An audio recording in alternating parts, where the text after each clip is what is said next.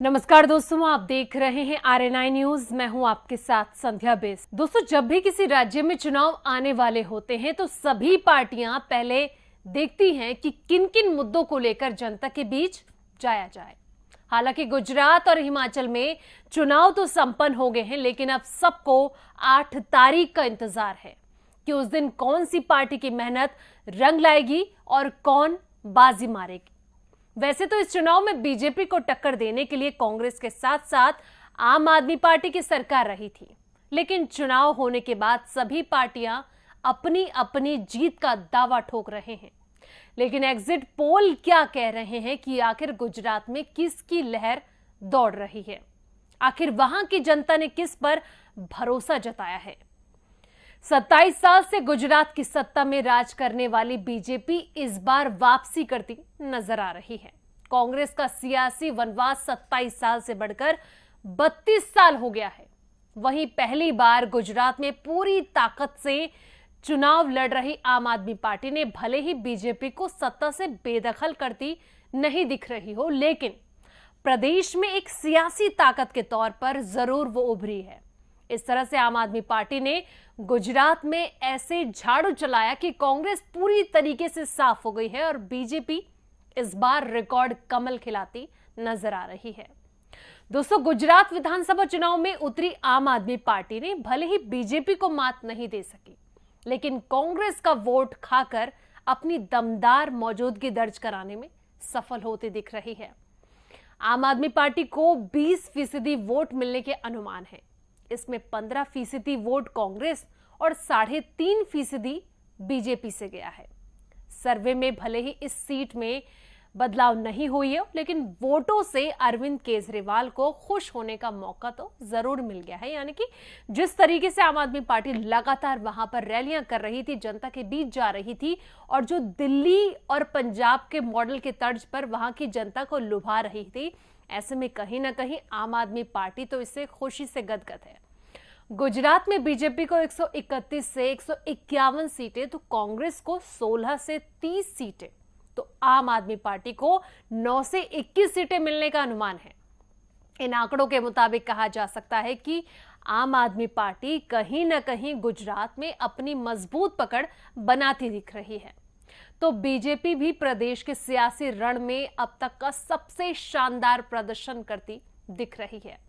अगर उसका प्रदर्शन गुजरात में इसी तरह जारी रहा तो आने वाले चुनाव में वो कांग्रेस के लिए खतरे की घंटी बन जाएगी, यानी कि लोकसभा चुनाव में जो 2024 को होने हैं। दोस्तों, वैसे बीजेपी को गुजरात में 46%, कांग्रेस को 26%, आम आदमी पार्टी को 20% और अन्य को 8% वोट मिलते नजर आ रहे हैं। इसका मतलब है कि गुजरात में हर 5वें आदमी ने वोट दिया है। पिछले चुनाव में कांग्रेस को 77 सीटें मिली थी, जो इस बार 16 से 30 सीटों पर सिमटती दिख रही है। बीजेपी को पिछले चुनाव में 99 सीट मिली थी, वहीं इस बार 131, 151 सीटों पर कब्जा जमाती दिख रही है। इन आंकड़ों को देखकर तो साफ लगता है कि बीजेपी की सीटों में तो इजाफा हुआ है, लेकिन कांग्रेस की सीटों में कमी होती नजर आ रही है। इस बार गुजरात में आम आदमी पार्टी ने कांग्रेस के वोट में जबरदस्त सेंधमारी की है। गुजरात विधानसभा चुनाव में आम आदमी पार्टी के पास गंवाने के लिए वैसे कुछ नहीं था, लेकिन पाने के लिए पूरा मैदान था। इसलिए अरविंद केजरीवाल ने ऐसा माहौल बनाया था कि वो बीजेपी को कड़ी टक्कर दे सके। केजरीवाल की यह रणनीति काम आई और जहां पर 5 साल पहले उसका एक भी प्रत्याशी अपनी जमानत नहीं बचा सके थे, वहां पर उसे 9 से 21 सीट के बीच मिलने की संभावना जताई जा रही है। इस तरह से आम आदमी पार्टी गुजरात में तीसरी ताकत बनकर उभरती दिख रही है। वहीं कांग्रेस की ओर से राहुल गांधी, प्रियंका गांधी जैसे बड़े बड़े नेता गुजरात में प्रचार के दौरान काफी कम नजर आए, क्योंकि राहुल गांधी की भारत जोड़ो यात्रा चल रही है। आखिरी चरण में कांग्रेस अध्यक्ष मल्लिकार्जुन खड़गे और अशोक गहलोत जैसे नेताओं ने जोर लगाया, लेकिन आम आदमी पार्टी के असर को वो बेअसर नहीं कर सके। गुजरात में 20% वोट अगर केजरीवाल की पार्टी को मिलते हैं तो निश्चित तौर पर आने वाले समय में कांग्रेस के लिए चुनौती भरा होगा। आपको 20% वोट शेयर मिले हैं। आंकड़ों के मुताबिक SC, ST, OBC, Thakur, Koli, सवर्ण और मुसलमान सभी जातियों के वोटों में पार्टी ने सेंधमारी की है, यानी कि आम आदमी पार्टी ने। SC, ST और मुस्लिम समुदाय के 30% के करीब वोट मिल रहे हैं, जबकि कोली, OBC और ठाकुर समुदाय के वोट भी 14 से 19% के करीब मिल रहे हैं। दलित, आदिवासी और मुस्लिम वोटों का आम आदमी पार्टी को मिलना कांग्रेस के लिए चिंता पैदा करने वाला है, क्योंकि गुजरात में कांग्रेस का यह कोर वोट बैंक माने जाते हैं।